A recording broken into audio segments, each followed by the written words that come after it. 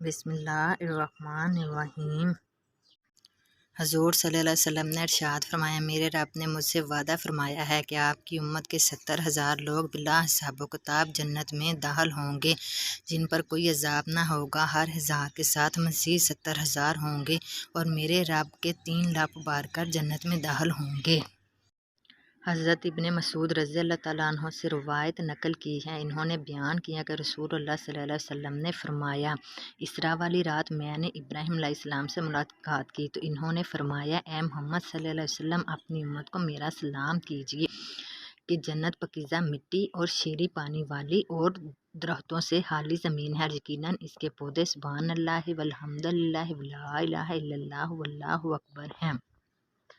حضور صلی اللہ علیہ وسلم نے ارشاد فرمایا، مجھے معراج کرائی گئی، اللہ تعالیٰ نے میری امت پر 50 نمازیں فرض فرمائیں۔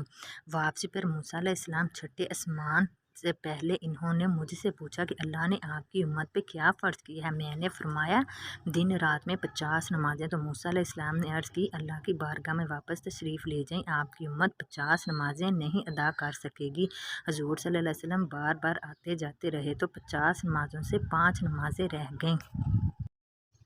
حضور صلی اللہ علیہ وسلم نے جنتی انگوروں کا گچھا پکڑ لیا۔ حضور صلی اللہ علیہ وسلم نے مدینہ منورہ میں نماز کسوف پڑھائی۔ صحابہ کرام نے عرض کیا، یا رسول اللہ، جیسے ہم نے آپ کو دوران نماز میں دیکھا، آپ اپنی جگہ کھڑے کھڑے کوئی چیز پکڑی، پھر ہم نے دیکھا آپ کسی قدر پیچھے ہٹ گئے۔ آپ صلی اللہ علیہ وسلم نے فرمایا، مجھے جنت نظر آئی، میں نے اس میں انگور کا خوشہ کا پکڑ لینا چاہا مگر نہیں لیا، اگر توڑ کر لے آتا تو تم رہتی دنیا تک کھاتے تو ختم نہ ہوتا۔